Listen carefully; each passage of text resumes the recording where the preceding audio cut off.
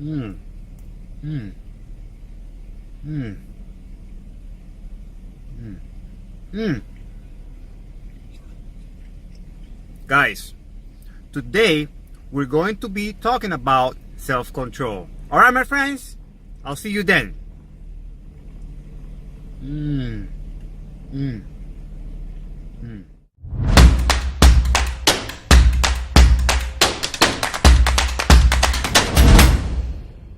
Hello folks, this is Gabriel the Proactivator, and here we're going to talk about self-control. Now picture this. Two people, same scenario, are in their private office, working in the middle of the day. And while browsing through the internet doing some research, all of a sudden a pornographic alluring site comes out. Now, after the first initial sense of shock and enticing temptation to pursue any further, both people exit out very quickly. Now, one of them used self-discipline and the other used self-control. What's the difference? Well, let me explain that self-discipline and willpower are great tools and extremely necessary for any personal growth in any area of our lives. But now, self-control is a fruit of the Spirit. It is a result of our commitment to follow Christ wholeheartedly every single day. When we use self-control, it is a higher level of discipline that is not even in the same stratosphere. We get the same results, but self-control is eternal. It is not carnal. Self-discipline is of this world. Self-control is eternal, spiritual.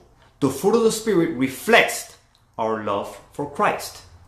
You see, many unbelievers have great discipline and willpower, and they get to achieve great measures of success for having those incredible attributes. But it's not eternal. It stays on earth when they pass. Self-control is a fruit that is long-lasting forever and ever because it has a purpose. It does not have an expiration date. It is a fruit that gives life. It is passed on to all who witness it. Now, we must all use every single tool available to us to please the one who loved us first. And self-discipline and willpower are part of those tools. But that's all what they are, tools. Self-control is a spiritual fruit. It is a living organism. It is eternal. The Bible says in John 15:1, I am the true vine and my Father is the gardener. He cuts off every branch in me that does not bear fruit, while every branch that does bear fruit, he prunes, so that it will bear even more fruit. Ouch! Here we see an example of Christ teaching us many lessons. First, he gets rid of all of our bad habits, per se, which require willpower and great discipline for us to abide in him and excel in those areas.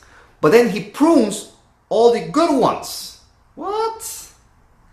God, I was just starting to see a little something coming out of there already. Why did you have to prune that one? Well, if in your heart you decided to follow him, then you're just going to have to zip it. No. Shh. The Bible says, stay still and know that I am God. At this point, you will muster up this next recipe. Okay, write this down. Number 1, prayer. Pray for what? Persevering. Number 2, pray for what? Endurance. And then just repeat. In all this, you are using the tools of willpower and self-discipline to keep you going. And when it is time to bear much fruit, Christ tells us we encounter self-control, the fruit of the Spirit. First comes the cutting of the branches that are no good. Then he prunes the good ones. Then that allows for the fruit to grow. At this point, self-discipline and willpower are no longer necessary because self-control overpowers those carnal tools. Instead, you are in an eternal spiritual control that is pleasing to the Lord, tethered to his Spirit. John 15:5 tells us, I am the vine, you are the branches. If you remain in me and I in you, you will bear much fruits. Apart from me, you can do nothing. Folks, proactivate the fruit of the Spirit and proactivate your life.